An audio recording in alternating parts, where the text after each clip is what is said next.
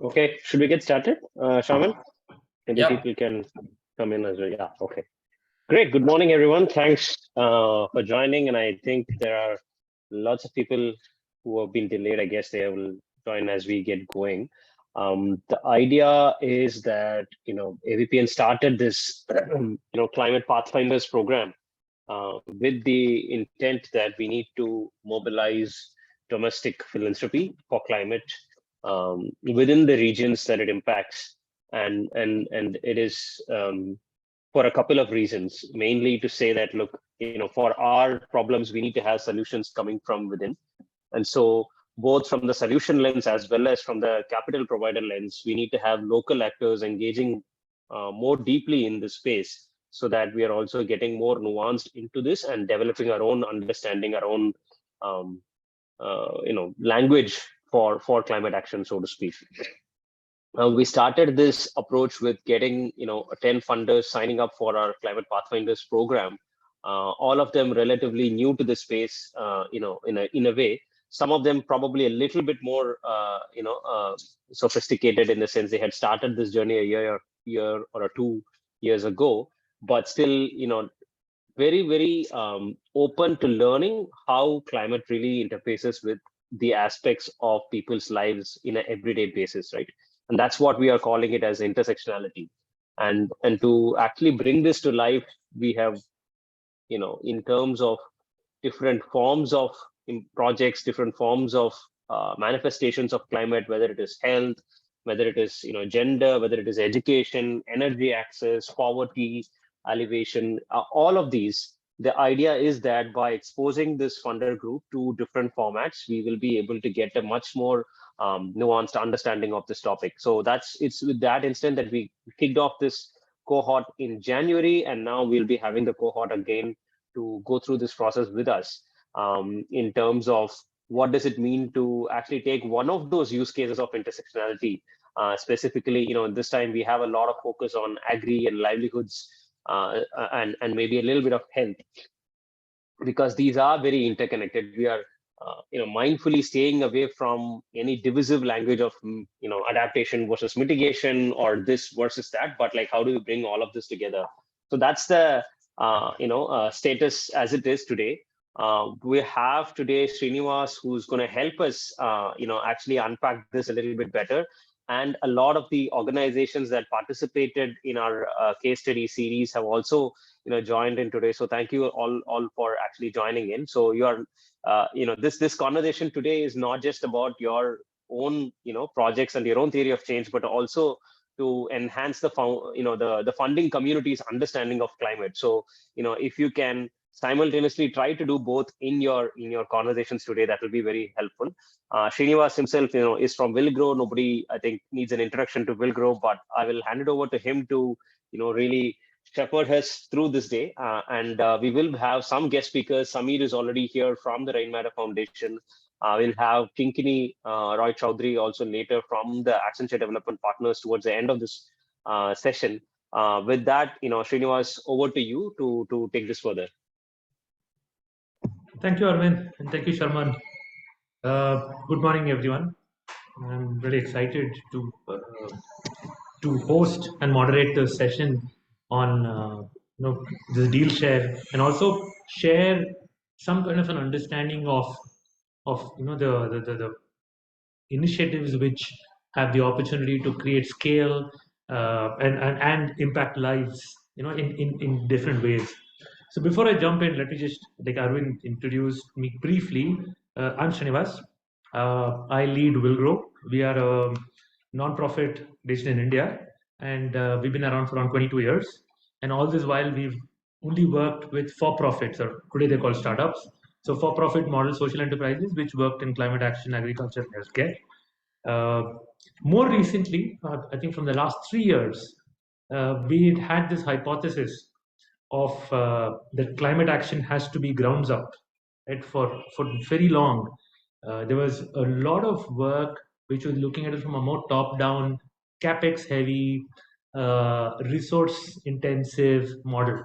There were also a lot of models which were focused on classically like the afforestation, many very huge scale implementation like projects. But bottom line was that climate action was always seen as something that needed massive scale from the get-go, right? Uh, but the reality is that while those work, you have with with whatever you're seeing today. I mean, Bombay was what the hottest city probably in India. Funnily, if you see IMD's own predictions, most of India is going to go through heat waves very early on, right? And they're already talking about wheat harvest getting affected by heat and such. So the question and our hypothesis was predicated, hinged on the fact that while we do these large scale programs, what about the individual, right? And what about the vulnerable? And hence, how is impact going to start being demonstrated to these folks uh, in their lives?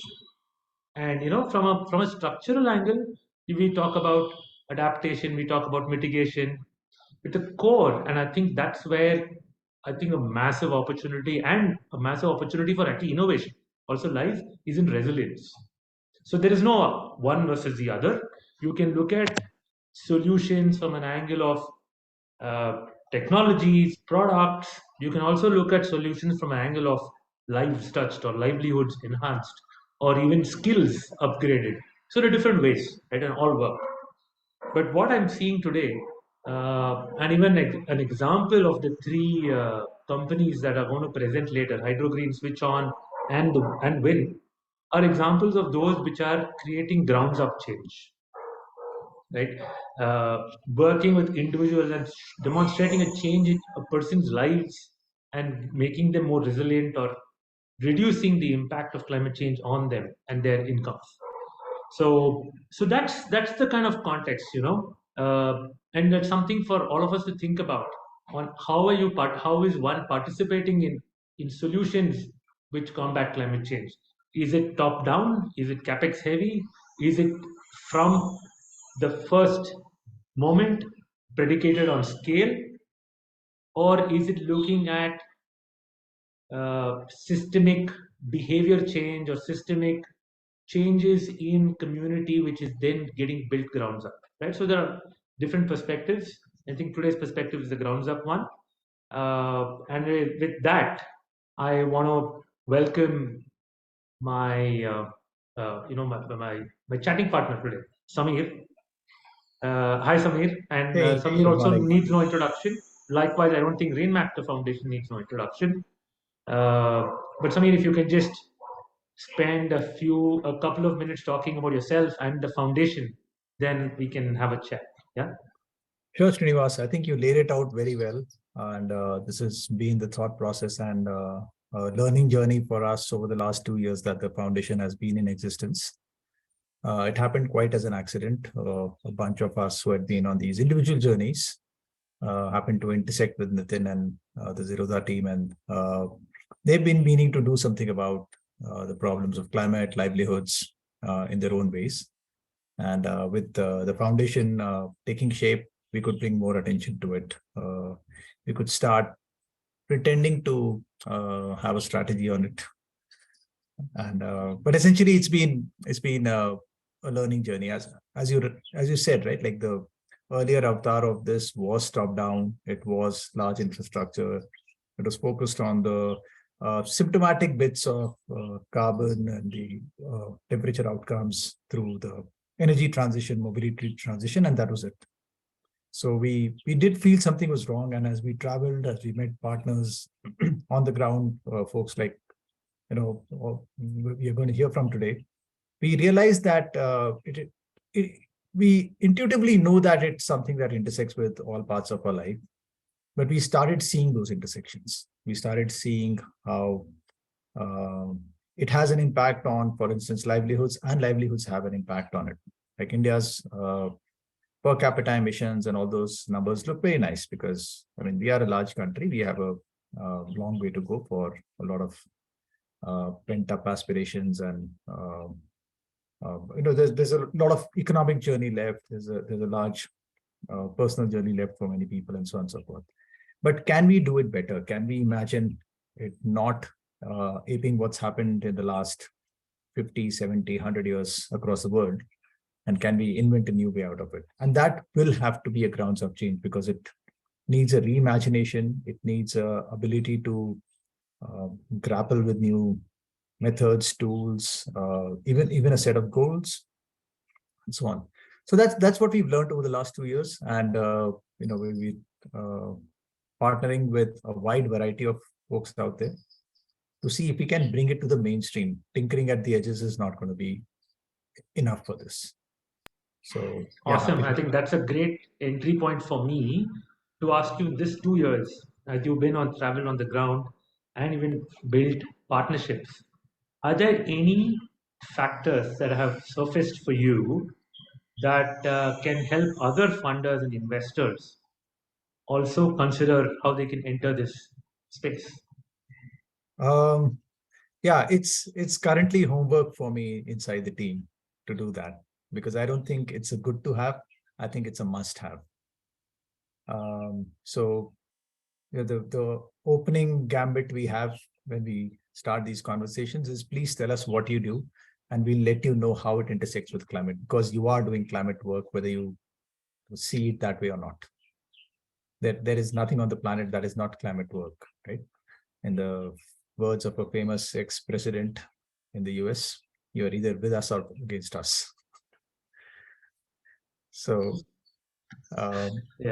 especially on something like livelihood. So, when we came across, when we started going down the rabbit hole, as it were, it intersects with food systems in a very, very, very large way. And that's been an attention for so many efforts out there: the improvement of food systems, the improvement of nutrition and healthcare outcomes from it, the focus on farmer incomes, and so on and so forth. Right. Right So now, I'm just going to jump right there. And also, please feel free to ask me a question. So this chat, I want it to be a genuine fireside, two-way dialogue. Lovely. Right. So I'm not going to keep asking all the questions to you. So, when, for example, when you mention this food system and seeing how is someone helping, I understand what you're doing, right? Everyone is bringing in, doing something for the climate. They might not get the narrative themselves right. It also then there is a responsibility on the funder to understand how it is overlapping or intersecting with their own interpretation, right? And I think that means there's a certain amount of openness and willing to learn from the on the part of the funder in each conversation, not just saying that, do you fit my thesis, yes, no, right? Yeah. So on that front, can you take an example and see how you assessed say a long-term sustainability of any particular funding or investment that you did, so you can sort of visualize, help someone else on this, in the audience today, visualize what you did. So it was not so much in terms of specific bits. When we make a bet, it is more to see what long-term dents in the problem look like from that. It could be in terms of geography. It could be in terms of how much a particular idea or a particular method can spread. Or it could be somebody who's a thought leader in a space, who has presence in the community, and who can actually push the boundaries of how a problem is solved. Right. So we're broadly funding 3 large packets: people with large amounts of social capital, people with solutions, and people who work with policy or in policy. Because we think all of these need to move in lockstep for this to get solved. We are not going to solve it in one part of the puzzle or the other. How it intersects is actually very, very visible. I mean, when we started work with a network in Kolar, there were a lot of great efforts on the tank, desilting, on PRI institutions, and so on and so forth, on women issues, on nutrition, on healthcare, children's issues. But we try to bring it together in terms of what was their vision of Kolar in 10 years' time, both economically and ecologically, and how all of these efforts were adding up towards that. So what we realized is, for instance, even when work is done, sometimes you have to almost fake a little ecosystem of actors for something to move. And as you exit that ecosystem, a real ecosystem needs to take over, whether it's vendors or social actors or the government or whoever it is. And very often that goes missing, right? So it's not like we don't have great solutions. I think we have amazing solutions over the last few decades. Practically everything that needs to be done is done. Why does it not sustain? Why does it not go into the mainstream is the large question. The other thing we discovered is sometimes the solutions are at odds with each other. Somebody looking at energy isn't looking at water, even in a region where you have a stressed water table. So when you plan interventions around solar pumps, for instance, can you also team up with somebody or bring in a partner to understand your water budgeting, to understand your groundwater situation, plan recharge? Because otherwise it's an incomplete solution and it can be detrimental. So these trade-offs weren't happening. So that's the dialogue we are trying to do at the ground, but also at the level of people actually, creating these programs and funding these programs. No, that's super useful, because actually what I'm picking away some things, and also I'm going to paraphrase what I've learned, and I'm going to build on what you said. What I'm taking away also is the fact that you're looking in many ways to see whether the solution, the innovation has credibility. Even past credibility is even better. There's past credibility even better.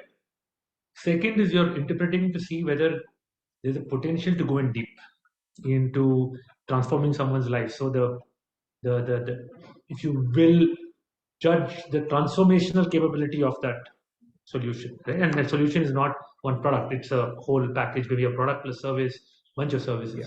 Yeah. The third is also, is it in many ways fungible across geographies, or even if you want to call it communities? I think those are three great principles I picked up. I mean, I interpreted what you told me. And on the piece on so that's fun learning takeaway. I hope the audience also can appreciate how they've sort of done that, and maybe use it in your own thinking. But the second, I actually have a question for you, because when you picked up this point on solar pumps in, let's say, Kolar, where the groundwater table is already at, I think, 800 feet or lower. Yeah. And is the solution going standalone, or is the solution bundled with a water management or a water budgeting system for the panchayat? From a larger angle, my question then becomes, who will sustain it? Who will pay for it? Yeah. Right? Because when you're saying that when you step back, you cannot be there forever. When you step back, who's going to pay for it? How will the ecosystem take it over? How do you think it will take it over? Because it's exactly where things stop. Implementation is great, but the market doesn't. I wish I had a very crisp answer to this. I'm sure in your engagements with a lot of startups, you would have they would have engaged with a lot of social efforts, government schemes, etc., and hit this roadblock as the program kind of ended. Right, that a few actors went missing and suddenly you were left in the lurch for want of something as simple as spare parts or somebody who can provide AMC support. And I'm sure you'll have examples for that, and I would love to hear that. What our point of arrival has been, and this is still hopeful theory. I was debating this a little with Nitin Pai yesterday on Twitter, is that finally, see, climate is a place problem. When we say it's a planetary crisis, at first there's a planet, and when you break it down, it's finally the unit of governance, which is the panchayat or the ward in the city, and so on and so forth. And what we are really trying to solve when we are trying to solve this crisis is the livability of these units of governance, and in turn, when you sum it up over the whole planet, the entire planet. So what goes into livability? Right? What are the various factors and how do they interact? Became a question that became very obvious. Like I just described two variables on energy and water and irrigation needs. So maybe how you pick your field crops, how you plan your nutrition has an impact on how much water you need, has an impact on what kind of energy you need. Right? These are interconnected systems. So you, in a lived way, I mean, like somebody quipped that every farmer out there is a systems thinker by default.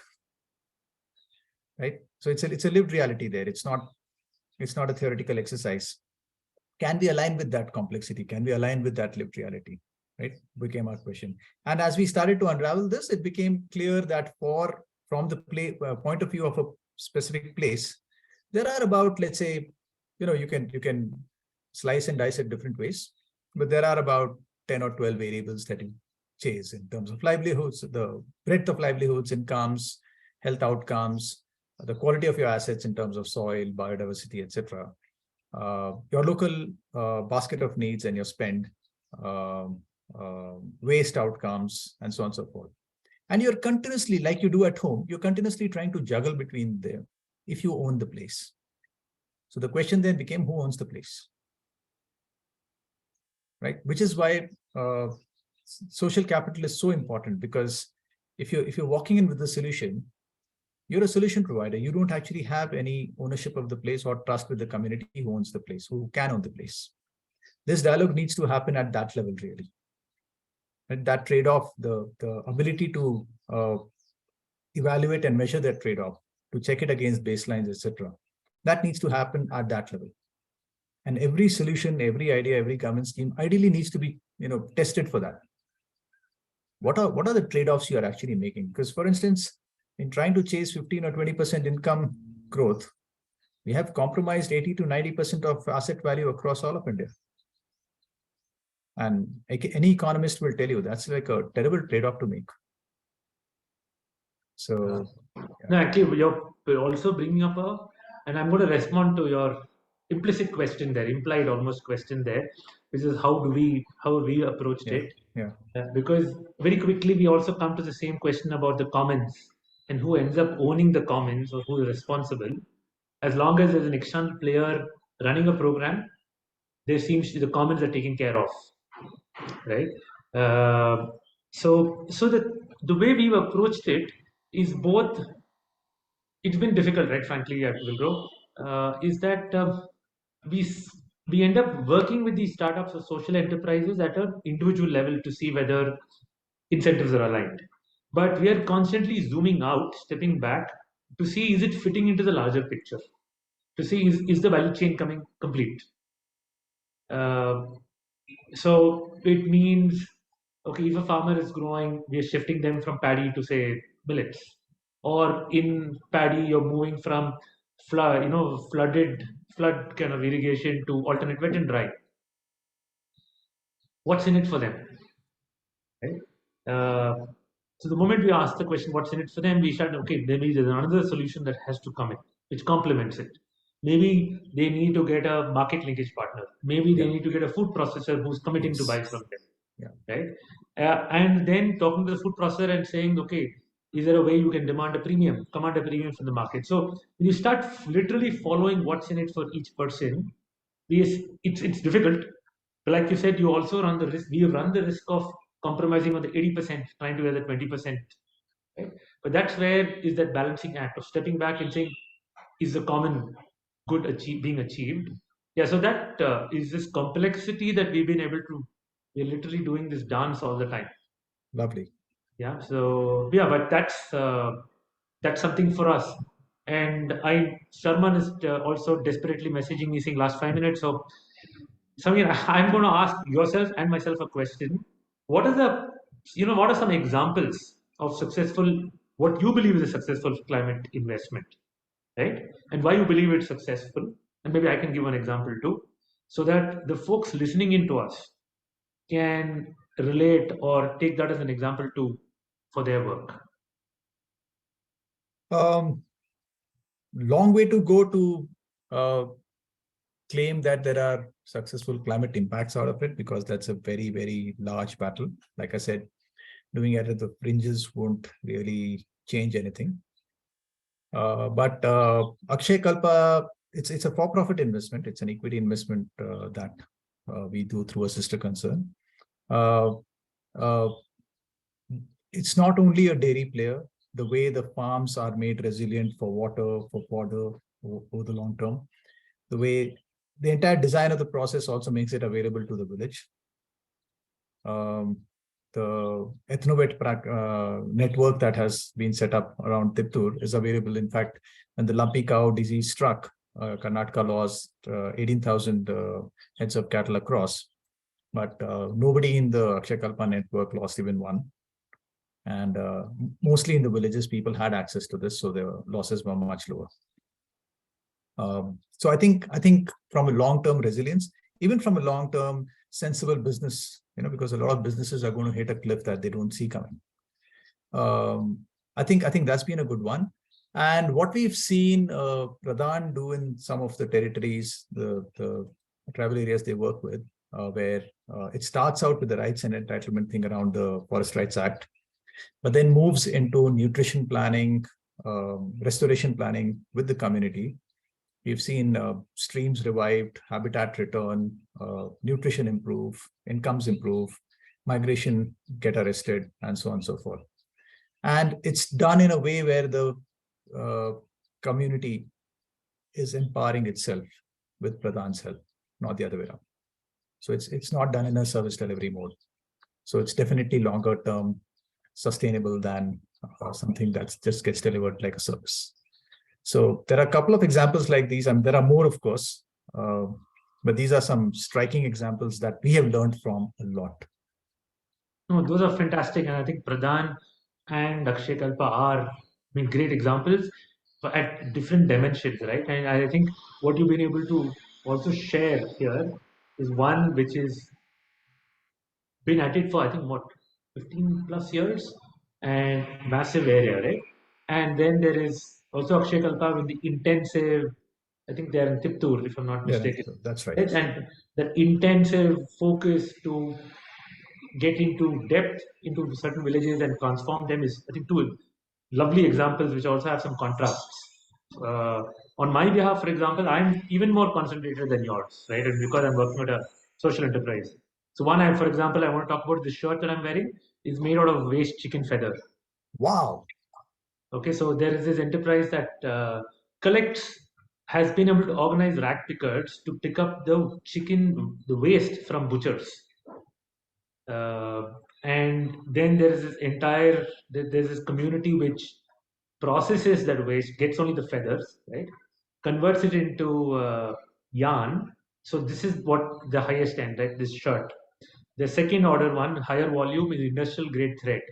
And the third one that they're now getting into is packing paper. So if that happens, Amazon need not buy paper but can switch it all to this chicken feather thing, right? And this was otherwise going into landfills.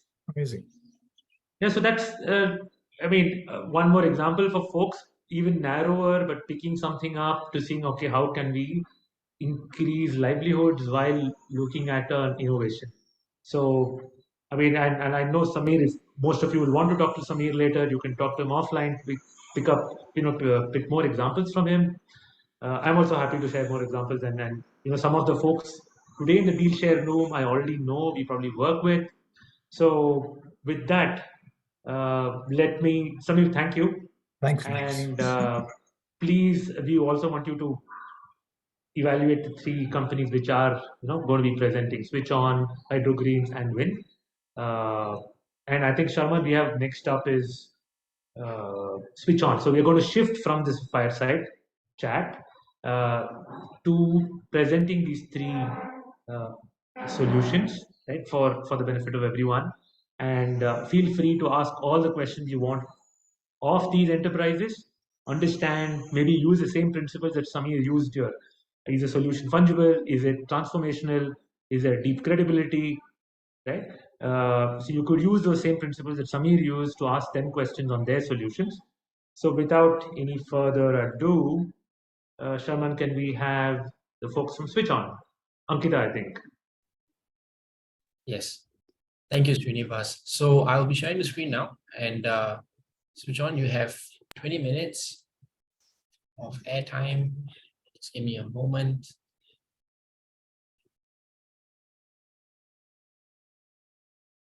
All right. Floor's yours.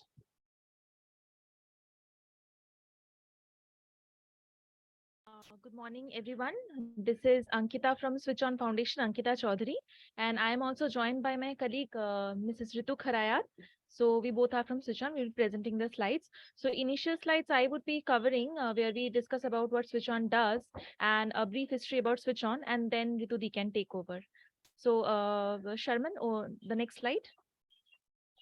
Okay. So Switch On is registered under the Societies Act, and we are a 15-year-old organization. We started in the year 2008, and our vision is for a sustainable and equitable India. We use this word sustainable in a lot of initiatives because we believe in a sustainable initiatives and sustainable activities which we do. And our goal is to create opportunities for 10 million underserved people by 2030.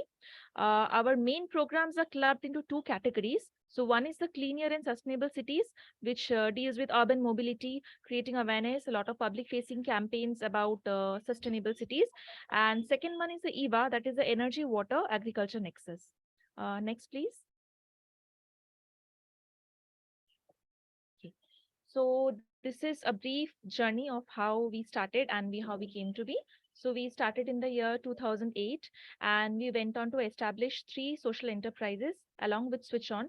So that was Honorgy in 2010, Organic in 2015.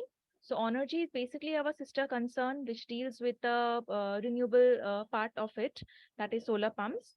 Organic is again dealing with the organic produce of the farmers, which we where we provide a direct connection of the farmers with the market. Then we went on to establish On Skills in 2017. That is an initiative about creating opportunities for the rural youth. Then we formed our EVA network, that is the Empowering Energy, Water, Agriculture Nexus, which is a direct correlative between the agriculture, water, and energy related activities which we are doing on the ground. In 2020, we established the Bengal and Jharkhand Clean Air, that is that falls under our Sustainable Cities program. In the year 2021, we have established 35 farmer producer organizations, and now the number has increased to about 65. So we are promoting 65 farmer producer organizations under the agriculture vertical. In the year 2002, we launched our Environ virtual learning platform. So it's basically a free platform where all the materials regarding our like the training materials and all the work which we are doing, so those materials are there for free, and anyone can access these in our website. In 2022, we launched GBIN, that is the Green Bengal Initiative. So this is basically, we are promoting some green entrepreneurs, budding entrepreneurs who want to work on the green sectors. So we are promoting them. Next slide, please. These are our thematic areas of work. The first one is renewable energy access, where we are basically promoting distributed renewable energy technology, especially with the radars, that is the Renewable Energy Development Agencies. Second is the water management, where we do water data collection, a lot of awareness and trainings on water conservation, micro irrigation projects with the women self-help groups. And we also have tie-up with some of the government departments for doing that. Next is the climate smart agriculture or the sustainable agriculture part, where we are promoting farmer producer organization under the flagship scheme of the government of India. And we are also promoting some sustainable farming practices of all the farmers who are associated to us through this scheme. Next is our skills and just transition, where we are imparting and also tied up with the government agencies like the Skill Council of Green Jobs, the National Institute of Solar Energy, to provide green skills to the rural youths and provide some employment opportunities. And last one is the environment and climate change, where we are working in sustainable mobility. We are promoting EVs, and we are promoting clean air network. So here we do a lot of public facing campaigns, and our main stakeholders are doctors, school children, youth, and like, yeah. Next slide, please, Sharman. So these are our areas of expertise. So within the last 3 years, we have gone on to become from a 30-member team to almost a 120-member team now, spread across 9 states in India. So that is Maharashtra, Madhya Pradesh, West Bengal, Jharkhand, Odisha, Manipur, Meghalaya, and Sikkim. So we are functional in all the 9 states. And we have a very strong partnership with the various government departments. So like I was saying that we work with the radars, that is the renewable energy development agencies. So along with that, we are also in very close connection with the district agencies and the block officials, and also with the central and the state government. So these are the nodal government agencies with whom we are working to promote the schemes and all the activities which we are doing on the ground. So we are acting kind of as a mediator between the government and the grassroots level community. Along with that, we have a virtual learning management platform where we provide a lot of training, capacity building, and upskilling programs. And we also do policy level advocacy. And we also have some excellent communication and dissemination information, which we have distributed in a lot of stakeholder meetings, that is the state meetings and some hybrid meetings, which we have done recently in some of the states. Next slide, please, Shaman.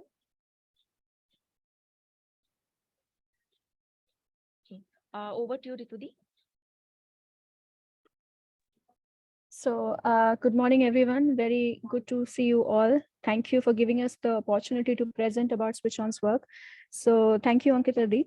So I'll be taking through the theory of change slide, the kind of theory of change that we at Switch On believe in. So you can see it. I will not read out the slides, but we believe in very strong evidences, and we implement our projects, pilot projects, based on what data we gather from the farmers. So that is something which is a starting point for Switch On. Then we go on to establish our enterprises or institutions, where we are also kind of building the cooperatives. We are connecting with the SHGs, village groups, and kind of entrepreneurs, the cohorts and collectives. So the next thing that comes into the picture is think of it from the unit of the groups of people, of the the kind of the population we are thinking of, and turning it into a large ecosystem. So then what you do is you also bring those cooperatives and groups into a kind of scaling up and strengthening them, and connect them with a larger ecosystem. So ecosystem, obviously we were talking about, Srinivas sir and Samir both talked about the importance of having the strong ecosystem for our for the marginalized in our sector. So we provide market linkage and also financial linkage. Skills and capacity building is something that we really emphasize on. And then also replicating our kind of a network. So we currently have 3 networks at Switch On. So we have already, as mentioned by Ankita Di, it is Clean Air Network, there is GBIN, and there's also the EVA network that we are using extensively to bring the core issues of farmers, of youth, of women farmers, and the like. So next slide, please. Yeah, so this is like a data. We all are aware of these facts and figures. I do not need to read out everything, but this slide also tells us why we are talking about energy, water, and agriculture nexus, which we have been repeatedly calling as EVA during our presentation. So we see there is rise in temperature, there are disasters, and there are also land degradation that are happening. Then irrigation is something that farmers are struggling with. The population is rising. There is obviously diesel powered plants or fuel based power sources are right now dominating, which we need to kind of replace with the renewable energy resources. Then there is also kind of massive kind of trees vanishing or the deforestation that is happening. Next slide, please. So we think of you think of the solutions, right? So solutions we all have, and we are working through the solutions in the energy, agriculture, and water field. So what we have actually come to think of it, when we come to think of the solutions, we think of farm mechanization under DRE, distributed renewable energy, where we are thinking of, or we are implementing cold chain powered by renewable energy, pre and post harvest management with clean access products. We are also thinking of DRE as a system for livelihood. How do we integrate DRE with the livelihoods of the farmers that we are working with? And also we are kind of making it a diesel free or a fuel based, conventional fuel based free agriculture. Next slide, please. Yeah, so in terms of water, we are thinking of, or we are working towards water saving food systems. We are also looking at and also conducting some studies where we can think of less water intensive crops and how they can be a sustainable way for farmers' incomes. We are also thinking of also implementing rainwater water harvesting, farm ponds or conservation kind of arrangements, and also micro irrigation. Next slide, please. So this is just a glimpse of the sprinklers, drips, and kind of exposure visits that we have conducted on micro irrigation, just to give you a small picture and the numbers. Next slide, please. Yeah, so when it comes to agriculture, we really emphasize on climate resilient agriculture, or we sometimes call it climate smart agriculture. We all are very much familiar with that term. So we are thinking, or we are looking for solutions where we are talking about and implementing projects on climate tolerant crop system, which I just said, which are less water intensive, and especially when we are working in the area Eastern India, especially in dry zones of Bengal, like Purulia, Bankura, Mednipur, and etc. We see that farmers have a need to replace or have a solution where organizations like us can really guide them, institutions can guide them to really have something which is beneficial for them, and they have no issue with the and they're not very much but we have also seen that their prime focus is on the profitability, which obviously makes sense. But if you tell them that this is also good for climate, they also understand that. So I think we need to come up with solution which addresses both kind of problems. Then we are also working on soil nutrient management of organic farming, how to give them sustainable agriculture practices. Then supply chain setup with market linkage, which Ankita Di very well said that we have to talk about. We have to implement the solutions which are sustainable. Just giving them some training will not help, but establishing a complete value chain and telling and equipping farmers to kind of take it forward from there and giving them a sustainable solution is something that we really focus on. Then there are certain integrated farming systems where different livelihoods as well as they come together and give and enhance the income for the farmers. Yeah, next slide.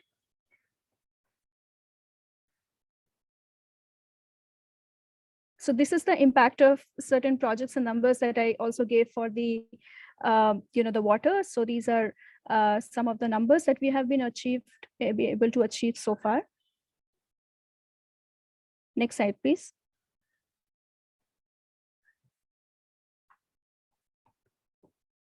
Yeah, this is one of the training and capacity building workshop in Ahmednagar, Maharashtra with farmers.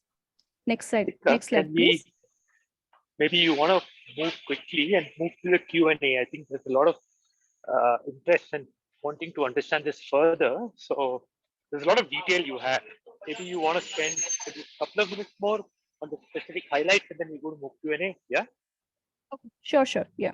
So this is something that I want to spend some time on, the ecosystem approach that SwitchOn has, where all the programs and projects and initiatives are done with keeping in mind, activating the ecosystem players or the kind of stakeholders that we have, and addressing a particular issue, whether it is energy related, agriculture related, or water related, from all the angles, like from the financial part of it, from the training part of it, from the sensitization part of it, to bring really the kind of solution that farmers are looking for, and something that they can easily access. So making those solutions really accessible to farmers and looking at the overall ecosystem, of part of it. So this is something like sort of, and we can talk about it later when the question answer session comes. Yeah, next slide, please. So certain points that I had when scaling up the future and sustainability we talk about, there is also funding that widely was discussed in the initial, the starting of the presentation. So with SwitchOn, we really want to further expand definitely in the other parts of the country. We want the ecosystem approach to be scaled up with more value chains, because right now we are focusing on certain value chains, and we want to definitely expand it through the DRE technology. And we want a continued collaboration with stakeholders. And there also needs to be more innovative models, which are both financial and technology based, to reach out to more, marginalized sections, which includes women farmers.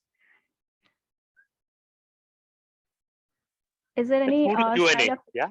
Yeah, Let's sure. just move to Q&A. I think you've Sure, given sure. a lot of people to think about. If we can have, Shaman, maybe we can turn off the presentation sharing and also get the funder cohort on the screen. We can pin the folks so that then it's also helpful for Srinivas to also moderate it along with the with Switch On folks. I can also help you pin folks if I have the permission. I don't think I have the host rights though. Yeah. But meanwhile, I can, if Srinivas, we can definitely ask for people to start noting down the questions. Yes. Maybe I think the easy way is someone raise your hand and you can ask a direct question, and then in parallel, folks can write in the chat also.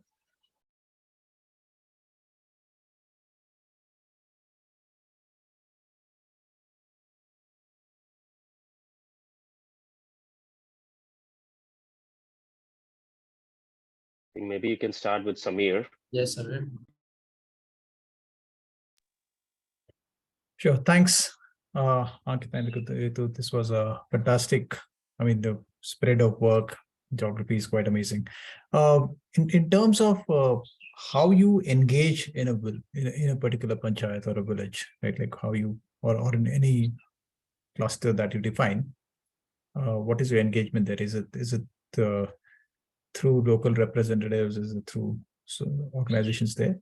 And second is, how do you actually measure the outcome of your work?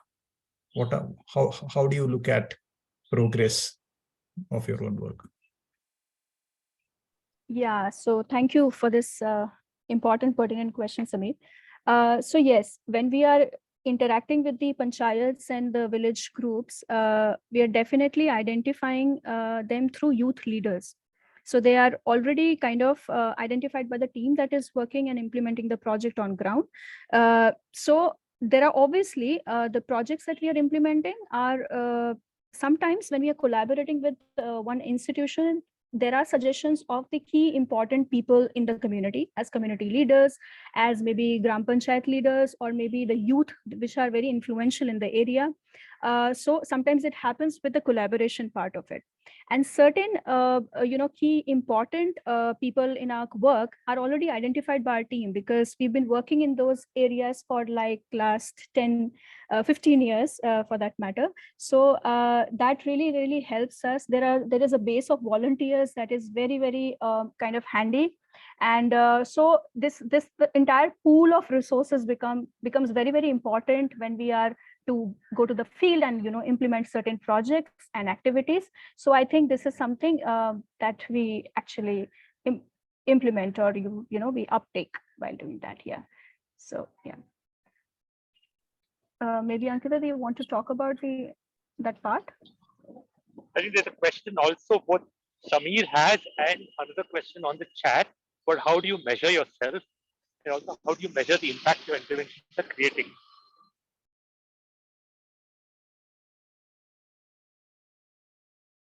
I think you're on mute, Ankita.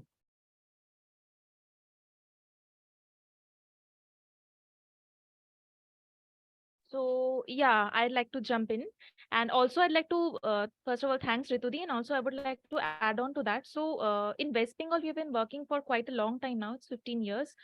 And suppose we are taking a new area or a new state. So there, what we do, we directly get get in touch with the ground level communities. So from there, we get the contacts of the panchayats or the block level officers or the district level officials. So they also help us to mobilize the farmers or whatever the stakeholders are. So this is how we generally move in the ground. And regarding your second question, how are we studying the impact? So basically, since most of our work is project based, or we are working with some schemes in the renewable energy sector, we are working with some schemes in the agriculture sector. So there we have a set of deliverables which are given to us as a part of the project. So along with those deliverables, we have some of our very own monitoring tools, which through which we directly measure that whatever is going on in the ground and what we are supposed to do, and through those deliverables we are able to understand that how the project is moving, or how our measurables they are like they are acting in the ground. If I was able to explain that, or if there's any other questions. I would also add to this. Thank you, Ankitavi. So there are obviously end lines and midline surveys and studies that are done for each respective project, including the baseline as well. And those are the parameters which all the organizations across clearly employ when they want to measure their outcomes. They want to see how effective the program or project has been. Same goes with switch on. And also sometimes we also have this, especially with our sustainable clean cities and sustainable cities program, we take the feedback of our stakeholders very, very seriously, and we do it in a very kind of dedicated manner, so that we know where the projects are or the initiatives or the campaigns that we are trying to promote the clean air network and the cities is really being impactful or not. So these are certain measures or certain tools that really help us to understand where we are going, in which direction we are heading to, what we need to change in order to kind of make it more effective. So apart from the studies that are being done on a duration wise, these are also some of the measures that we keep on employing from project to project. So yeah. Maybe you could pick one more question. You could chat and pick one, and then we will need to wrap this up. Yeah, and maybe you could then talk to them offline too. Sure. Thank you. I think it's a very, Swati, thank you for this question. Very interesting one. How do you define success? I think since the time I've joined Switch On Foundation, I've always seen one thing, that the hero of our projects, programs, and everything that we do are the farmers, are the the stakeholders who are working on ground. So I think if we sort of make the resources accessible to them, really actually make it, the convergence is good, we see it a successful model. But yes, this is something from straight from the heart. But when you talk about success in those terms, I also feel that the ecosystem approach really helps us in that sense. So simultaneously, there are different stakeholders we are interacting to. We are also tapping on the opportunities about the funding, about how schemes can be linked with the farmers, how, especially when also Srinivas sir and Samirji were talking, they were saying that sustainable solutions are really important, but sustainable solutions are they'll only work when you actually make them mainstream. I mean, in the sense that they cannot talk about certain aspects. So when we talk about millets as promoting as one of the climate resilient crops, which is extensively being done by Switch On right now, we want to make sure that we are establishing the value chain for it. We are training the farmers, we are sensitizing them. We're also creating awareness for people to actually start consuming millets. So from all the perspective, we try to kind of work on particular solution, and not only in isolation or not only from 2 or 3 angles. So we see it from the holistic perspective, and that is how I think we also ensure sustainability. When it comes to solar water pumps, what we have also understood that training farmers on the maintenance, training farmers on how to operate the pumps becomes really important, and how you also merge renewable DRE technology along with the livelihoods makes it more sustainable for farmers to adopt DRE in their livelihoods, in their value chains. So that is something that we are also kind of trying to build, apart from evoking a sense of entrepreneurship in farmers. So these are certain things that we try to think of in terms of one step ahead from where we are today. So with that, I think I would like to kind of complete my response. Thanks. Thank you. Thank you. It is, I think, very well articulated. And with this, I want to call on another organization which is also working with marginalized farmers, but I think has interestingly some different areas and different approaches. So can we have the folks from WIN, please? Thank you, Srinivas. All right, so WIN Foundation, you're up next. I'm going to share my screen, and just give me one moment.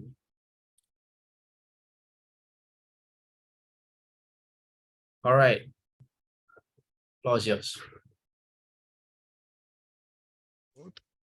Am I audible now? Yes. Okay, thank you. Good morning to all. I guess good afternoon to folks in Singapore. And thanks for these opportunities. And we call these as experiences in innovations at grassroots. And by end of the presentation, I'll tell you why we call it as experiences, though probably you know. Paresh, you have accidentally gone on mute. Okay. Okay. Now I'm okay. Yeah. Sorry. Yeah. So we are a non-profit foundation and we support innovations in water and sanitation and maternal and child health, primarily right now in nutrition, to improve daily lives of poor or lower middle class communities. And we try to do it so that it becomes sustainable and scalable. And we believe it addresses very important intersectional aspects of climate change, as we will show in our future slides. Please go to the next slides. Yeah, this is, so we are a relatively young organization. We were just formed about 4.5 years ago. So in terms of age, we are still in kindergarten. If we, in water and sanitation, we have reached to about 430 villages and some numbers, I guess, some water recharge structures, some actual result in terms of water deficit reduced and how much population touched. And in the maternal and child health, in nutrition, field health workers trained, population touched as a community population. And our major effort is to grow, to spawn women micro-entrepreneurs and now also Nutri Gardens. Yeah, next slide, please. Yeah, so we try and take a multi-stakeholder approach. WIN Foundation itself defines, conceptualizes the programs and projects. And then we also identify multiple stakeholders. We also support innovation and skilling to a very large extent and do outcome monitoring. We have collaborated with, if you see in the second vertical line, we collaborate with the grassroots level NGOs who have deep community connect, and they should also have an innovative mindset in their domains. We also incidentally sponsor R&D in some institutions. Primarily, it has been IITs so far because of our previous linkages. And we support social impact startups to bring innovative products and business models. And we have to also collaborate with other stakeholders. And apart from government, it is both the social impact ecosystem and startup ecosystem. And the last part is how we affect the communities. So the communities could be varied. It could be urban or rural or tribal. And we lay stress on not just actions, but also innovations, empowerment, and skilling, and to generate sustainable and scalable outcomes. So this is broadly our approach, which we follow in both our domains. Yeah, next slide, please. So in water, I'm presenting a very summarized view because of the time constraints, and I'll be happy to expand on any questions, whether they come now or later. I guess it will be easier later. So in water and sanitation, in the first 2 years, with our partners, the primary work was in institution and capacity building. And this is the primary focus, is to empower the village community, the community in each case, So in this case, it meant forming a Bhujal Jankar, that is a village para-hydrologist team who are trained on village hydrogeology. They are trained on water security planning, and also forming farmers and women groups. Then this Bhujal Jankars actually created water security plan under guidance, and subsequently both supply side, that is the water supply side interventions like strengthening recharge structures and strengthening water bodies, and taking the demand side interventions, that is introducing better farming practices were done. And also an important element of to develop is knowledge management. So whether the lab, well monitoring, and some more in the subsequent years. In third and fourth year, there is geographical expansion.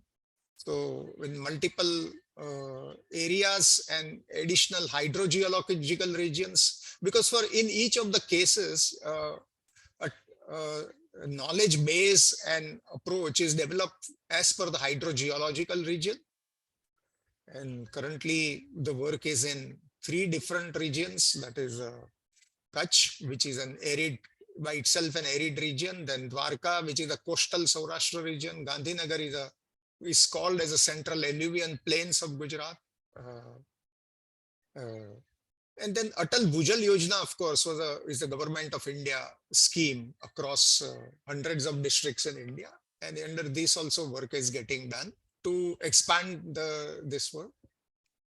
An important part of our activities is to bring technology to the grassroots.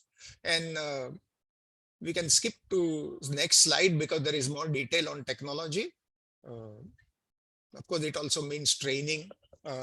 So some of the technologies which we have brought to the grassroots, and by that we mean grassroots mean that the people at grassroots, the villagers, farmers, the Bhujal Jankars, which include men and women both, they are trained to use this and they are trained to understand. So there is soil and water quality test kits, soil moisture measurement equipment. There is a village level weather stations. There is a borewell level sensor. There is modular cold chain equipment, intelligent irrigation control. And actually to tie this up, because they come from different startups. So to tie this up, now we are developing an intelligent smart farming data system, where the objective is it's a cloud-based system, and we want to develop advisory for marginal farmer at a farm level. And the focus on this is usable by communities in field, and not just take science to society, which we do when we introduce any new product to society, but actually take society to science. That means we make society understand, adapt science as its own, and develop capability to look at technology and products by themselves to adopt. So this is also a major focus. So that is primarily the focus on this. As I mentioned, we have sponsored projects at several IITs on water technologies and all. I have not I've not elaborated that in this presentation because of time constraint. Yeah, next slide, please. Next slide, please. Yeah. I'll come to the nutrition. And yeah, here we take a market creation approach for sustainability. Of course, the malnutrition and the governments and a huge number of private charities, they have large projects on nutrition. However, our results, if we see the NFHS, including the last NFHS 5, National Family Health Survey, they are not very, there are important improvements, but at the same time, there are some very difficult challenges which remain. And we think that is because we are not forming any habits. Our food habits are not getting changed. And for that, we have taken a local market creation approach. For push, that is to ensure supply of nutritious food, we are creating at a local level women nutripreneurs in community and training them. And also we are creating in the rural areas, particularly women-led nutri gardens, where women create such nutri gardens around their house to put more nutrition on their table. In terms of pull, we are training field health workers like ASHA workers, Anganwadi workers, and also independent field health workers with many NGOs. Primarily, mainly on mother and child nutrition. And in turn, they counsel mothers and track child growth. And the objective of all this is to reduce malnutrition amongst the community with particular focus on the very important groups and critical groups, which is pregnant and lactating mothers, infant children, and adolescent girls. A lot of our health problems would be reduced substantially if we take care of this at these stages, because then the people would have these groups, as they grow, they will have better health and they can fight any diseases or other problems much better. And we also this also builds on strong synergy between water and health, particularly the Nutri Gardens, where we see that our water projects and this Nutri Garden projects have strong synergy. Yeah, next slide, please. Paresh, you have a couple Yes. of minutes more. Yeah, You might okay. want to prioritize what you want to talk about. Yeah, so I have very few slides left actually. So this is a little bit more description of our local market creation approach to tackle malnutrition. On the left side, we have just listed the areas and projects, but the picture lists out the kind of process we follow. So community mobilization, then nutritional cooking, training, and nutrition knowledge. Here also we bring technical support and guidance, and we have collaboration for this from IIT Bombay Nutrition Group and IIT Gandhinagar Nutrition Group. And there is very, very extensive and long micro-entrepreneurship training. And in the bottom half of the picture, you see some names. They are, of course, in Gujarati, so you may not be able to read. But basically, the women are taught to market their own products, to form their own brands and all. So it's a full micro-entrepreneurship training. It is... we believe that the women should develop their own marketing capabilities. They should understand the customer and develop products for them. Yeah. On the left side, the last one is also nutrition tech startup support. So we also support startups in nutrition field. And we actively participate in some of the startup challenges and promote nutrition startups. Yeah. Next slide. Go to Q&A. Yeah, sorry? Let's go to Q&A. Yeah, maybe now it's the last slide. So if you want, you can. Oh, sorry, intersectionality. Maybe you can skip this slide. Yeah, you can skip this slide and go to the last one. This is scale up potential, and yeah, basically various ways to scale up. I don't think there is any rocket science in this. Expand areas, and we believe here we have to partner a lot with different partners, and we would like to understand more on partnering. And we, of course, are very happy to share our experiences. We have an online skilling platform, and we support innovations, as we mentioned. Okay. Yeah, we can go to, Q&A.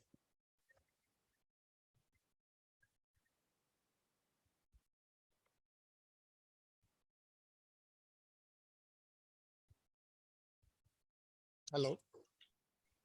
I have a question for you, actually. Yes. This para-hydrogeologist, you get them certified, and is that a role that you can now start building and sharing with other foundations so that this becomes an opportunity for people in rural communities? Absolutely, yes. And that is the objective. The training program is shareable, and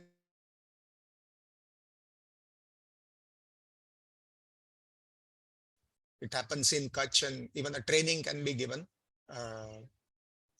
We can, if the NGO, we can support the local costs also if required. And that is the objective, how to spread this. So. Yeah, thank you.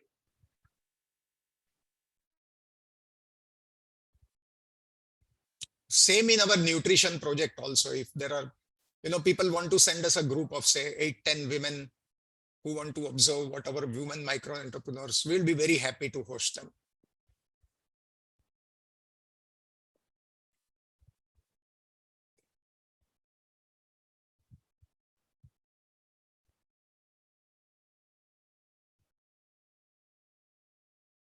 Other questions?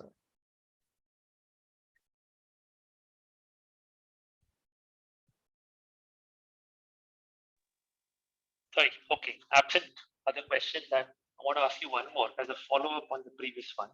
Yeah. See, you got my interest going because we support a social enterprise which revives dried up bore wells. And they had wanted to see how today the founders are hydrogeologists, but they want to get to a place that they can train local communities, and the community owns this piece of equipment that they have built, they have invented. And they're trying to create para-hydrogeologists. Would you be open to partnering with a startup to scale both your solutions and their product? So that, like what Samir was talking earlier, there is a service plus this, plus maybe, and ideally a water budgeting solution together into more communities. Would you be open? So, by any chance, are you talking about Rahul? Bakre, yes. Rahul Bakare? Okay, we are in close touch with them. And we are, in fact, and we are trying to see how I didn't list him in our list because we didn't directly buy his equipment, but we are in very close touch with him on how to bring. So one of the difficulties in this technology scaling also is that in the villages, there is no technology channel, technology sales channel. So there is a sales channel to sell some technical product like tractors or pump sets. There is no sales, marketing and sales channel which can sell this this kind of technology product. So we are in discussion with him and other startups which I listed. We want to create actually a technology channel and we want to support a project on that. Anyway, that is one kind of way, but we are in good touch and we are obviously very, very happy to collaborate and see how we can help. Yeah. Thank you.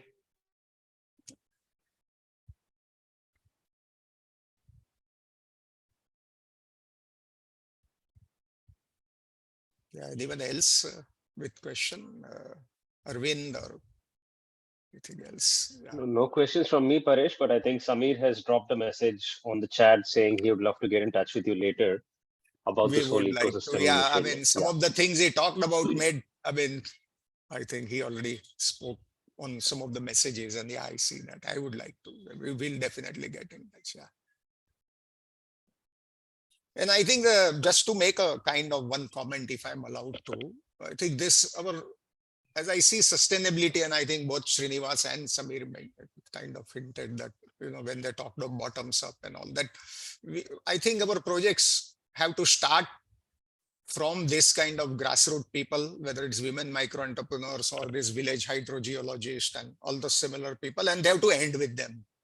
And that slogan that from dependence we have to move them to independence and then interdependence, where they are actually contributors also. Maybe they become initially independent, but they will become contributors because that's how. And as somebody else said, that we have to then maybe if they become independent and then they are interdependent with each other, then we have to disappear and go into some other task. So that would be the ideal thing. So, but that is the true scalability. Yeah. And one of the other challenges we have seen in scalability is also local leadership development. One is competency. So we train people, make them competent. But how do you make them leaders also? And that's something which... Paresh, on that point, I think Samir wants to hear more from you, and he's written he's shared his mail ID in chat. Yes. So I think it will be useful for you to talk about these points in greater detail with him over email, right? On how you're building the ecosystem and how you're working at a grassroots bottoms-up approach. Yeah. So, with this, I actually want us to move on to the next organization. Yeah. Okay. So the next one is Hydrogreens. And I think, let them introduce themselves. They have a very different solution from both Wind Foundation and Switch On. So it's going to be quite interesting, and I think a good mix that AVPN has put together. So Sharman, can you bring on the Hydrogreens team, please? Sure, thanks, Srinivas. Vasant, the floor is yours. You'll be presenting your screen, right?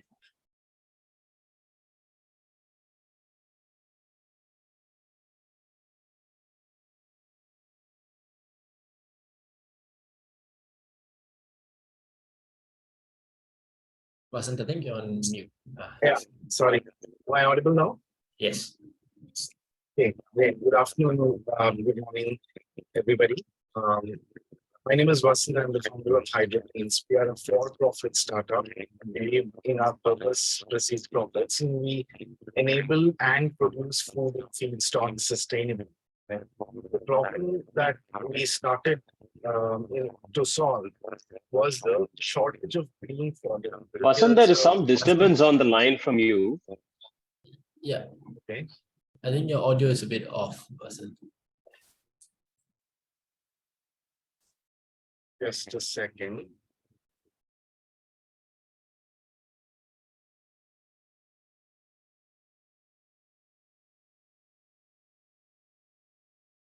Maybe I won't be able to play the video because I click on that share sign. Is that better now? No, I think that's. Are you using Bluetooth or anything by chance? If not, if you have a earphone pair, it will be useful if you plug something in. Yeah, just give me a minute.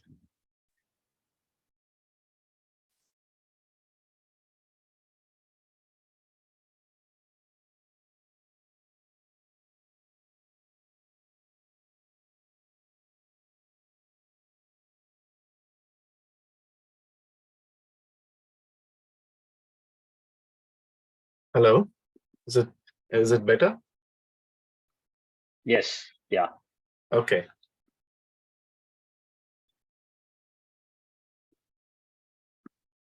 I have to probably start the screen share again. All right. Audible? Better? Okay, great. So the problem that we were trying to address was the shortage of green fodder. We all know India's #1 dairy enterprise in the world. We contribute 18 to 22% of milk production. Milk is also the largest protein that is traded in India by volume, right? And what you see here is an opportunity on the fodder shortage or the animal feed side, but also a glass of milk has about 2.5 kg carbon dioxide carbon footprint, and we produce about 225 million tons of that every day. So we can imagine the amount of carbon footprint that is there for an essential commodity that a kid drinks every day, right? Just a little bit about the enterprise, right? 70% of the workforce in dairy are women. And there is a loss of income due to shortage of green fodder, especially during the summer seasons.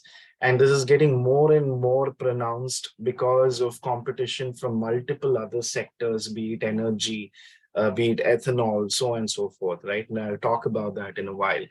We're trying to balance this. We're trying to see, there is a fantastic opportunity. How do we influence this food system?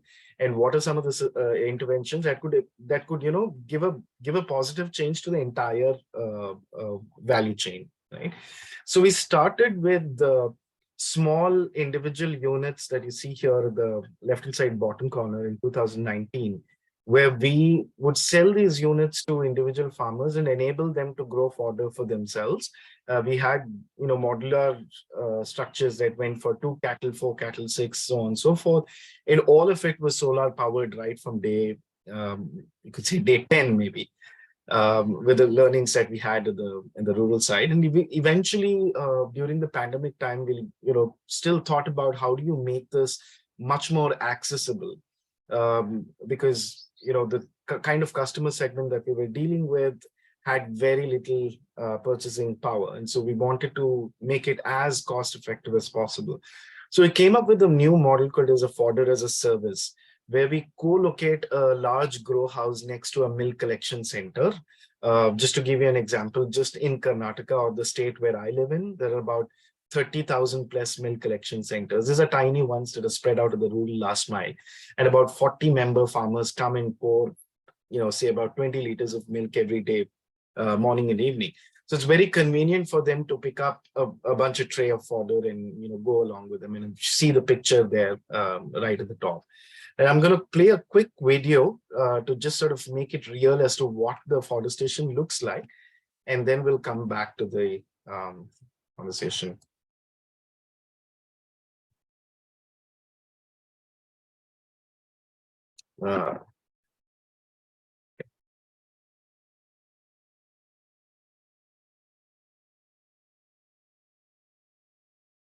That open.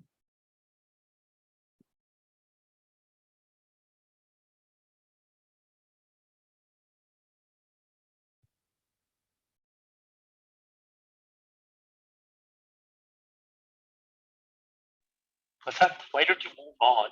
It's all right. Forget the video. We'll do the video later.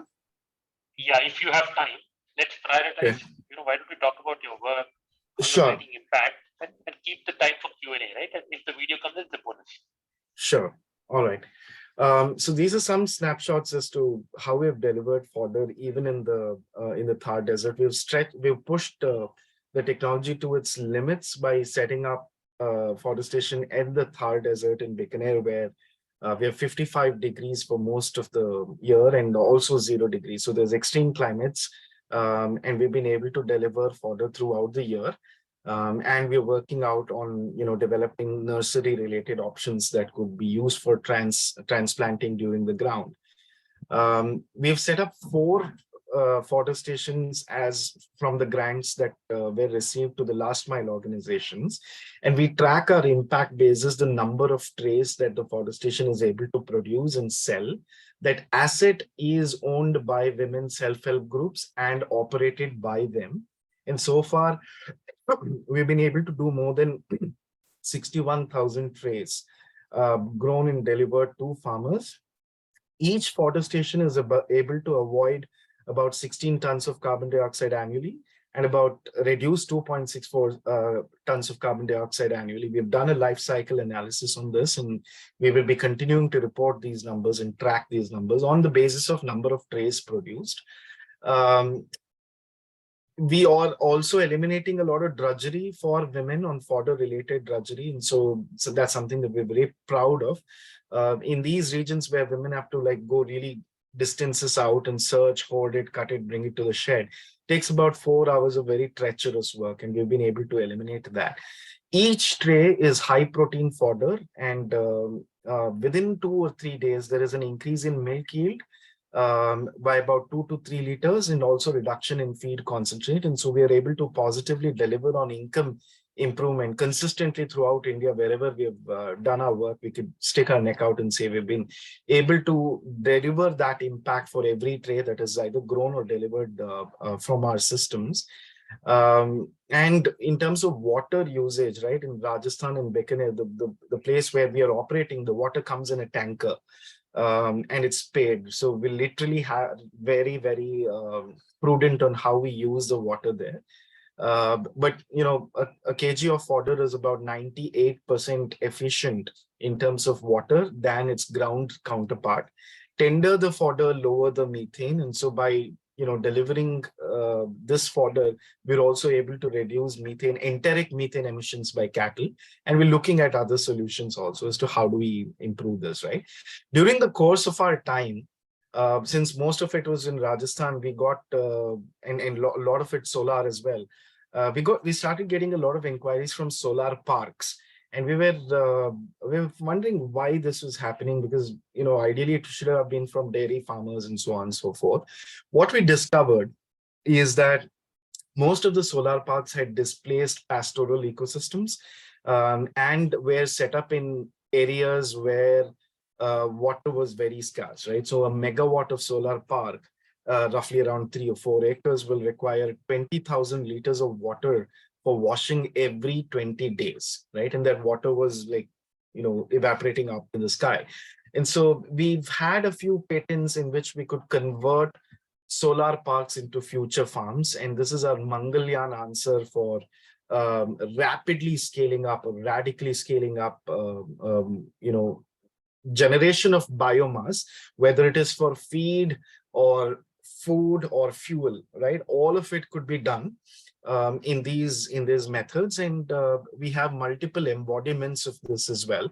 So here is one use case where we wanted to talk about, dairy getting to net zero, right? And, paddy and dairy are the largest contributor in methane emissions in agriculture per se, and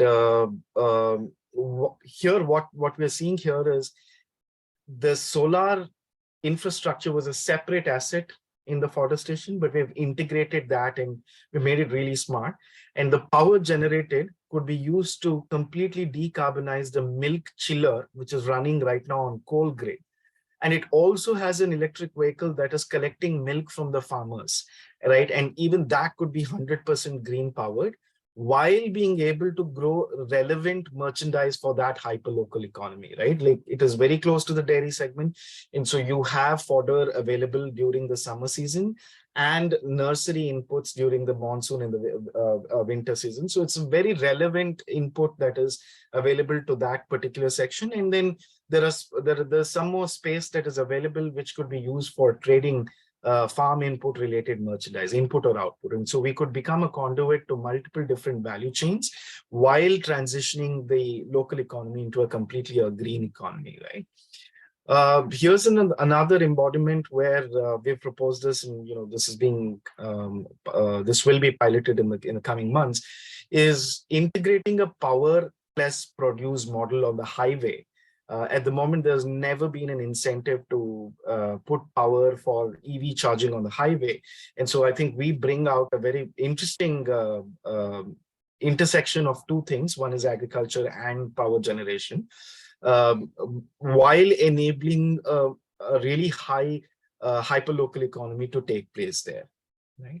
We are mentored by Professor Giridhar from National Institute of Animal Nutrition with won state and national awards. I'm very happy to say that the forestation model is also endorsed by the State Rural Livelihood Mission and the National Livelihood Mission. We are yet to sort of give them a detailed proposal on which there will be probably a front-ended or a back-end subsidy. We don't know that yet.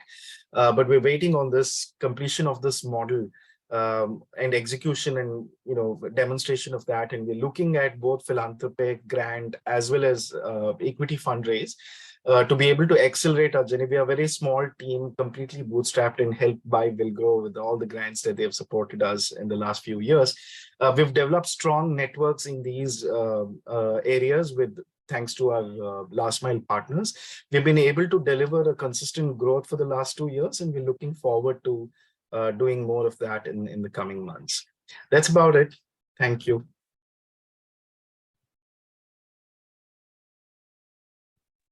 And that was right on time. Oops, sorry. Thank you. That was right on time. Thank you. So I think the floor is open for Q&A.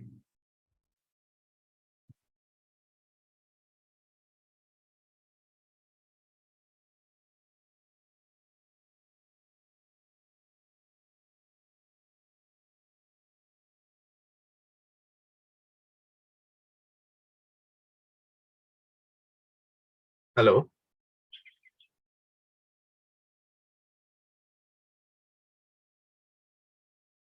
Does anyone have any questions? Of the screen share. Should I stop the screen share? Is that what he said? Yeah. Yeah, okay. Thank you.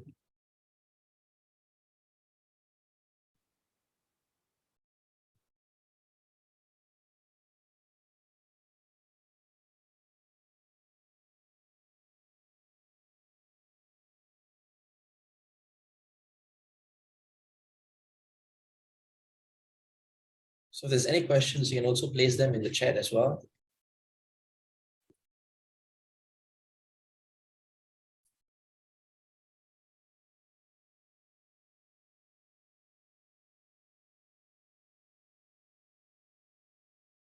Right.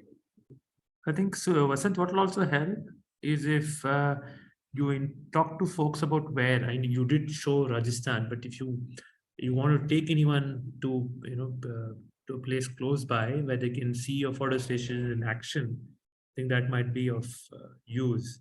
and maybe you can circle back with the AVPN team to see where you could people can experience this in real life, right? Sure, sure. We do have one in Chitradurga, in Karnataka, closer to Bangalore. And we'd be wanting to set up more in the coming months.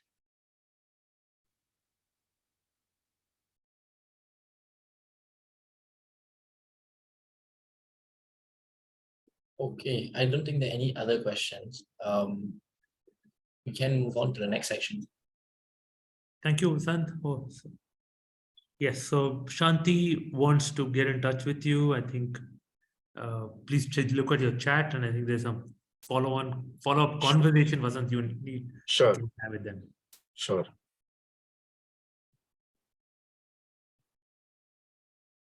Fantastic. I think with that, we segue to the next time you're going to hear me again today, with Kinkini from Accenture Development. Hi, Kinkini. Good to see you. Hey, hi Srinivas, how are you? I'm good, thank you. Are you traveling? You're in Bangalore? Which city? No, I'm back in Bombay now. I was traveling, but now back. So all good. Awesome. You come in at the right time, and I think there's been a very interesting audience here. Before this, Samir and I are having a chat about his experience at the Rainmatter Foundation on how they've looked at opportunities, how they look at how transformation or scale can happen. And I think what I want to pick your brain on, and feel free to pick mine too, is to see how investors can play a role in driving positive change, right? And how do you also advise them, or how do you direct solutions such that you can they're measurable, they're specific, and so that funders can see a meaningful contribution. So before I go into all the specific questions, why don't you introduce yourself, talk about what you do, and then we'll jump right in. Yeah. So I am Kinkini Roy Chaudhary, and I lead Accenture Development Partnerships in Asia Pacific. It's the social sector consulting arm for our mothership Accenture, and I lead this practice in Asia Pacific. I wear a double hat on being the global gender inclusion and diversity lead as well. And I think this topic is quite interesting because as we know, climate change will impact a certain few folks more adversely than others. And in that, it's important to have the inclusion angle as well. So I'm interested to explore how does the questions around societal impact and exactly who are we solving for when it comes to community as well as environmental outcomes. I think that is an important question to ask. So yeah, let's sort of dive right in. And just to let you know, I have been with Accenture all my life, born and brought up here, 16 years now, of which 8 I was focused on mergers and acquisitions in the oil and gas sector, and then innovation. And then for the last 8 years, it's been around development. And enjoying my time here and working with partners like Will Grow as well as AVPN, and I'm sure a few here as well. So I'm ready to be questioned. Yeah, and feel free to fire questions back at me. So this is not a one-way. Yeah. I'm not your interrogator.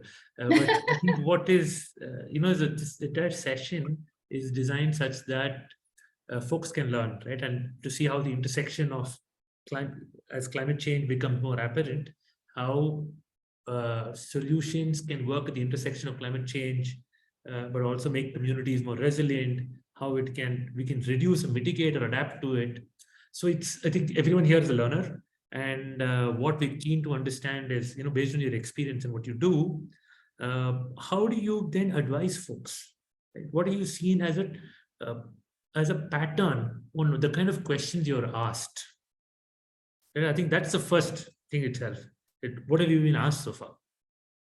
Yeah, so, if I start to look at the kind of clients that we work with, it's, if you look at the multi-sectoral banks or let's say the MDBs, then they are asking questions around how are my investments becoming more climate positive? What can I do to promote a climate lens in all of my investments going forward? How do I measure that?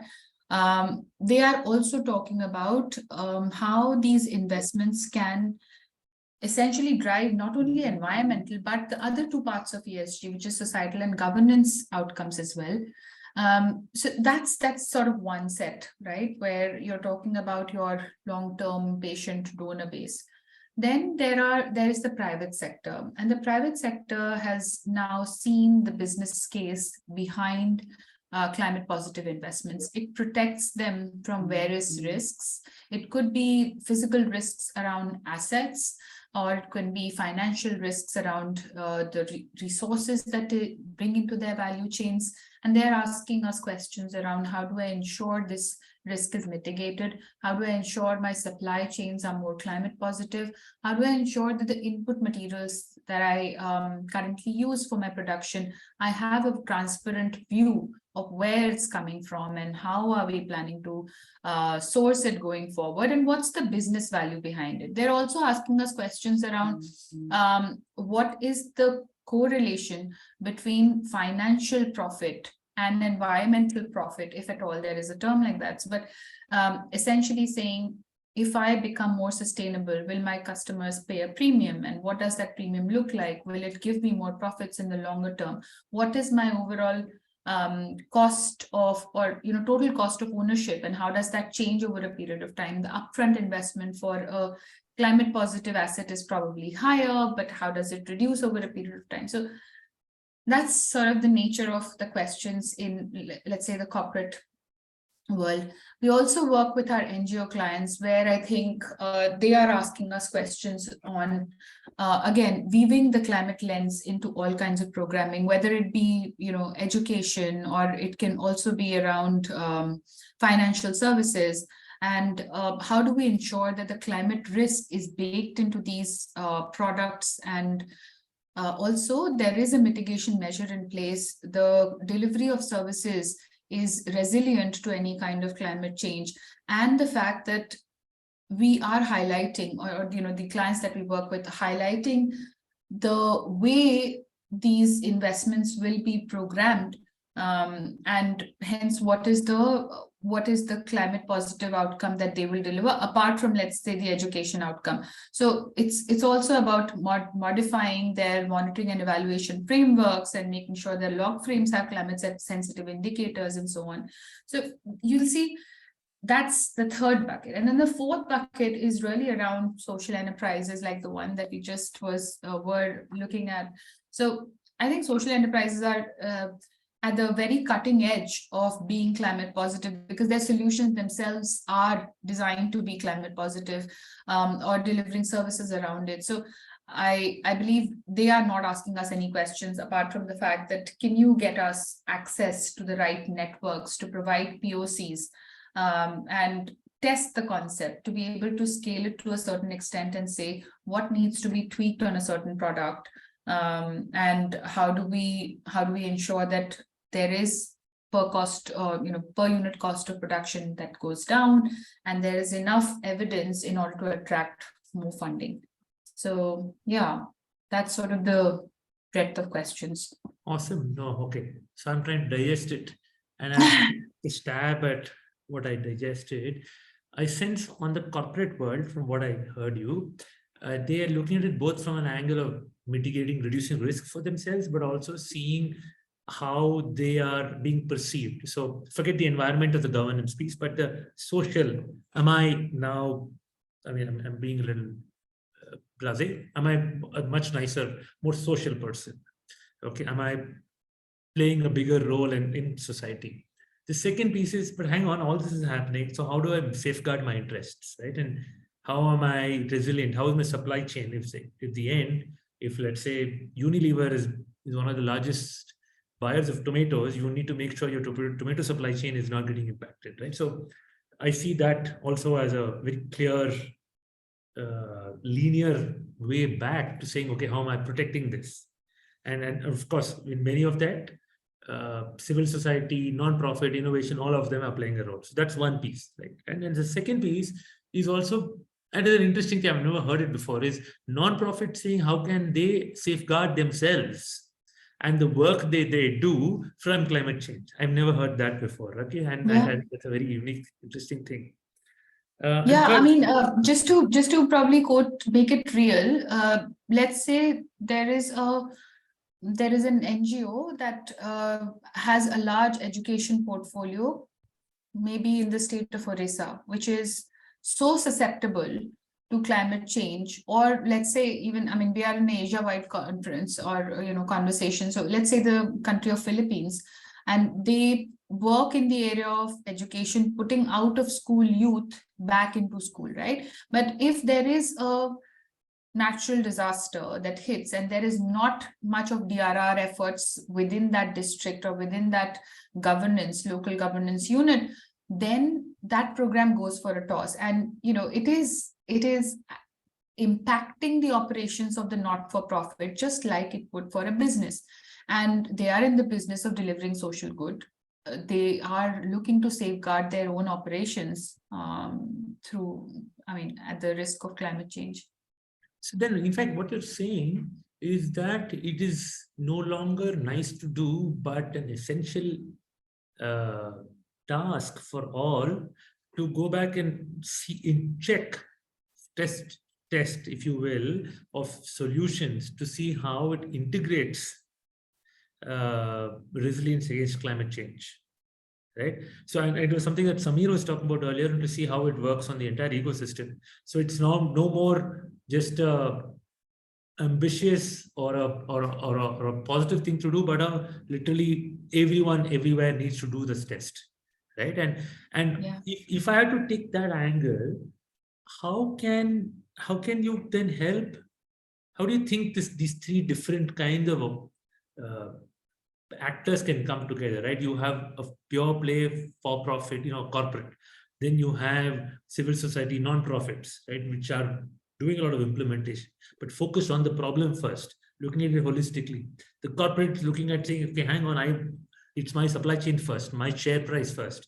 And then there is the social enterprise, which is in many ways saying, okay, I've got a fantastic idea, I need to do behavior change in the society. How do we, is there anything that you faced where you advised folks on bringing these three kind of actors together? Yeah, so I think it's in our name. I will just do a little bit of a brand promotion, right? So if you look, our name is Accenture Development Partnerships. We've always, this is back in, I believe, 1999 or 2000, when we first published the thought piece around the fourth industrial revolution, in which we said it has to be industry plus. And the governments as well as the not-for-profits will have to come together in order to solve for any kind of problems on human development. Now, I believe the change from 2000 to 2023 has been that all stakeholders have now realized that there is value in working in this direction.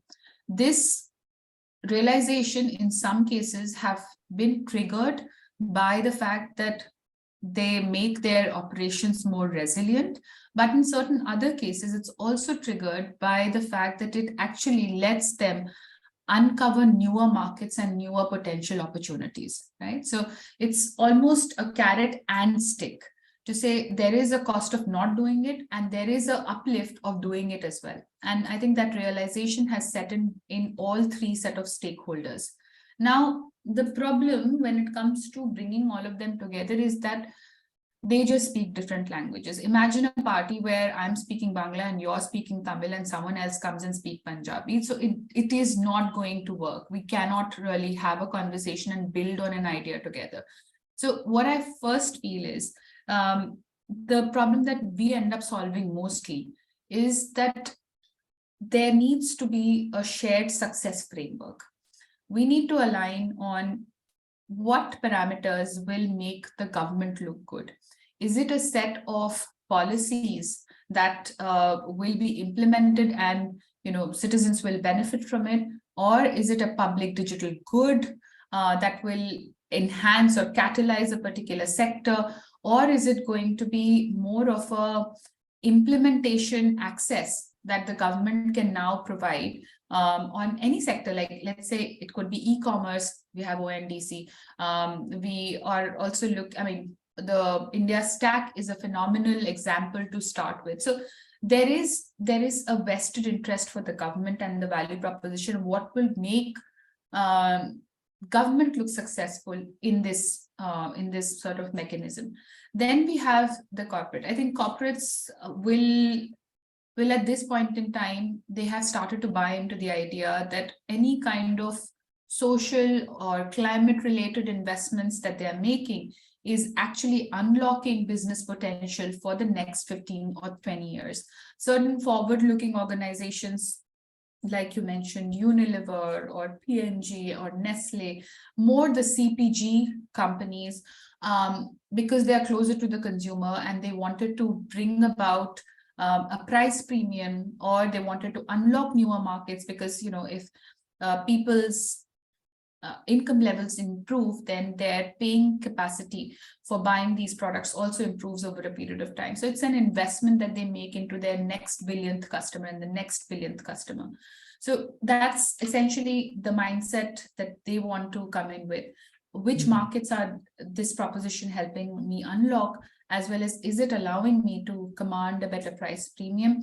Third is, yes, they also want to be now responsible businesses and contribute positively, or at least be, let's say, net zero in their utilization of water, or for that matter, even the GHG emissions. So those are sort of top of mind priorities. And then the not-for-profit sector, when they come on board, yes, they have access to communities. And I believe any kind of climate sensitive investment will need to have the communities at the heart of it. So these NGOs then bring a very solid proposition in ensuring that the voice of the beneficiary, or maybe just the human beings involved, right, that's baked in to the investment design as well as the outcome. So if we can create that shared success framework on which we can make all three stakeholders look good, then that's a good starting point. We are not retrofitting any kind of outcomes. So that's sort of the first challenge. And trust me, it exhausts you, but it is time well spent to align on this. The second is really about the implementation and the speed of it. I believe, the biggest challenge we've seen of a corporate working with a not-for-profit is lack of transparency. Not-for-profits, when they were funded by, let's say, the MDBs as well as the patient donors, they had a different style of working. But now corporates require this to be like a quarterly sales sort of cycle. Give me reports, tell me what's the impact, how many people reached, so on and so forth, right? Or how many trees have you saved and planted? So it's also just making sure that the ways of working are synchronized, and that the NGO is capable enough, has the right kind of data systems, has the right kind of reporting structures, and can catch up to the speed of how corporates want to work. Government, on the other hand, will probably have a different way of working, which, to be very honest, one has no control on. Many a times we've seen our projects getting derailed because of the speed at which government is willing to make decisions and enable scaling of a certain few concepts. So yeah, those two, I would say, are the biggest ones to solve. Then I'm sensing there's actually an opportunity for folks like AVPN, or even maybe something that a specific funder even looks at, to say, what is the translations? Can I just act as a translator in some form, or can I just be the matchmaker or market maker who's saying that I can slow someone down, I can translate some of this language, I can help put in a system so that data flows in the right way or is presented in the right way. So this almost, you can call it ecosystem building, but you can also, I don't know what kind of a beast this is. But I suspect that's a role which is required more and more. Do you think anyone, does Accenture do that kind of a role? Or do you see very successful examples of this kind of translation, changing pace, changing frequency, mindsets? You've seen that anywhere successfully? Yeah, so I will say we've done this in pockets, and like I said, I'll give you an example of something that we're not doing on climate, but more on health. And it is really bringing together a corporate that is focused on maternal and child health. And they wanted to make investments in this domain because they are also a pharmaceuticals company as well as medical equipment manufacturer. So it is in their vested interest. For all the reasons that I had mentioned earlier, this seems like a good place to make investments and see societal outcomes. Then we brought an NGO on board as well to be able to,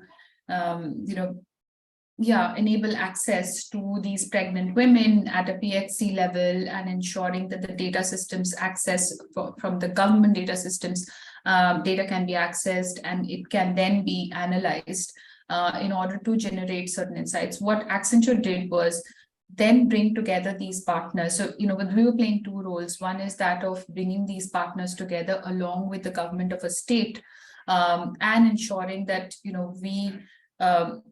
we are able to at least speak the language in various other forums. So tactically, it was so stark, Srinivas, that we were presenting the same deck, but in a different font and a different language to different kind of stakeholders. And for us to convince the government, it probably took us 5 meetings, whereas the corporate were convinced in just the first meeting. NGOs, while they understood, they were always understaffed, and we then had to bring some surge capacity from Accenture itself to say, all right, you don't really have those people, here are the set of people. So that was the one role that we were playing, of being that convener and ensuring that everyone is rightly staffed in order to deliver the agreed outcomes, and using the powers of persuasion with the government because nothing else works.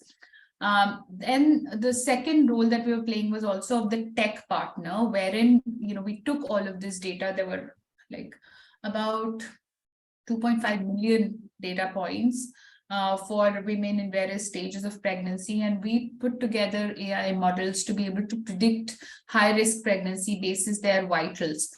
And there again, it was quite a difficult task because we were relying on the NGO partners' know-how of the of the life cycle of a mother through pregnancy, and we were relying on the government's data and the quality of their data to be able to predict with certainty. So yes, there was a lot of push and pull, and to train that model, we'd require at least 6-7 months of data coming in. So we were then able to really dedicate time and effort in order to get to like a 85% accuracy of prediction. But I would say it took around 2 years to get there. So it is a lot of patience. Yeah, but the amount of learning, I'm sure, is incredible. And much as I would like to continue this conversation, and I know Samir wants to also speak with you later about a common language in M&E and common framework, I think we'll need to unfortunately wind up now. And I know Arvind is going to curate follow-on questions and share that with you, because I think what you've been able to do here is play an important role of being the interpreter, right? I think interpreter of motivation, forget even language. And that's very needed. And so that's a super critical role. And I think Arvind and even AVPN in many ways is playing that same role of being an interpreter of sorts of for different kinds of players. Like even this session that we're doing on looking at what is climate action, how does it intersect with many of our, many funders, foundations, or even investors' work. What is the overlap? How does the understanding? So I think this was super useful for me. Kinkini, thank you. And I also thank you before this to Samir and to Vasant, to Paresh, to Ankita for sharing your work and talking about how you've gone about your, your solution and the insights. So thanks a lot. I think this was super useful. And yeah, I know there are some follow-on offline conversations which are going to happen. So feel free to reach out to me, Samir, Kinkini, or any of the other enterprises that shared their work with you. Yeah. Thanks, Srinivas. Thanks Thank you, everybody. Srinivas. And Thank hi, Thanks. Samir. Hi, Arvind. Hey. Arvind, Thanks for joining us. you. Yeah, no, thanks for joining everybody, Kinkini also, and Samir, and the nonprofits and the for-profit social enterprises. Thank you all. I think some people walked in and out of these in different parts as well. So we'll try to share these recordings of the session with them. And yes, happy to facilitate whatever connections that people want to make after this. Big thanks, Srinivas, for ending on time and moderating this so tightly. And bringing your own insights also additionally into this. Thank you. No, in the middle, I also walked from my house to the next meeting. So I'm in office also. Wow. All right. All right. Thank you, everyone. Okay, Bye. bye-bye. Bye. Have a good week ahead. Bye. Take care. Thanks.